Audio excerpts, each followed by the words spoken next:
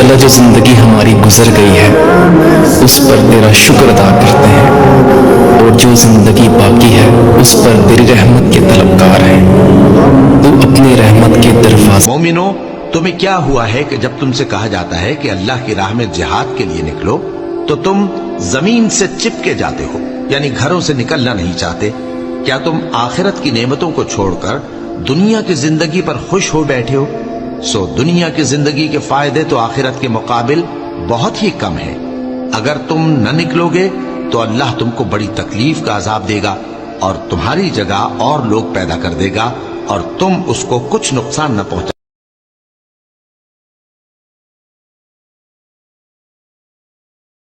मोमिनो, तुम्हें क्या हुआ है कि जब तुमसे कहा जाता है कि अल्लाह की राह में जिहाद के लिए निकलो तो तुम जमीन से चिपके जाते हो, यानी घरों से निकलना नहीं चाहते? क्या तुम आखिरत की नेमतों को छोड़कर दुनिया की जिंदगी पर खुश हो बैठे हो? सो दुनिया की जिंदगी के फायदे तो आखिरत के मुकाबिल बहुत ही कम है।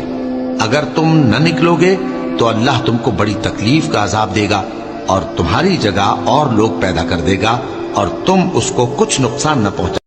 हम वो कर सकते हैं जो रसूलुल्लाह सल्लल्लाहु अलैहि वसल्लम ने खैबर में किया था। यहूद खैबर को नहीं भूले, आप भूल चुके। क्या आप जंग में शामिल होना चाहते हैं? वीडियो को आखिर तक देखें।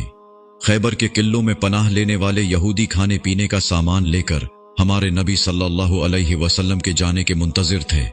खैबर के किले एक ठूस ऊंची जगह पर थे। अगर आपने तीर मारा तो वो आपके पास वापस आ जाएगा। अगर तुम पत्थर भी फेंको तो वो उन तक नहीं पहुंचेगा। अगर आप चिखाएंगे तो आपकी आवाज आप तक नहीं पहुंचेगी। खैबर तबाह नहीं हुआ, खैबर फतह नहीं हुआ था। इस्लामी फौज कई दिन मुहासिरा किए इंतजार करती रही, लेकिन यहूदियों ने किले नहीं छोड़े। मुसलमानों का जखीरा और उनके हौसले खत्म होने वाले थे। फिर हमारे नबी करीम सल्लल्लाहु अलैहि वसल्लम ने एक हिकमती अमली तैयार की। खजूर के दरख्त काटे जाएंगे। खैबर के यहूदियों की मईशत एक एक करके मुनक़ता हो जाएगी।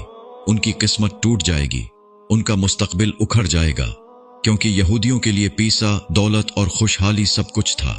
जैसे जैसे दरख्त काटे गए, यहूदी तबाह हो गए। दरख्तों के कट जाने के बाद यहां रहने का कोई फायदा नहीं होगा। उन्होंने एक मुआहिदा किया और यहूदियों के दारुल हुकूमत खैबर से इतना सामान लेकर चले जाएंगे जितना वो ले जा सकते थे। जंगी खैबर में शामिल होना चाहते हो तो दरख्त भी काट दो। आज आप लानत भेजेंगे तो भी आपकी आवाज यहूदियों तक नहीं पहुंचेगी।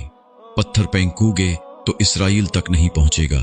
अगर आप तीर भी मारेंगे तो वो उन तक नहीं पहुंचेगा। लेकिन आप भी हमारे नबी सल्लल्लाहु अलैहि वसल्लम की हिकमती अमली पर अमल कर सकते हैं।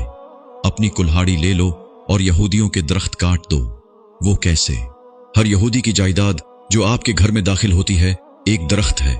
हर यहूदी साबुन जो आप इस्तेमाल करते हैं एक दरख्त है। हर कोला जो आप पीते हैं एक दरख्त है। हर यहूदी पानी जो आप पीते हैं एक दरख्त है।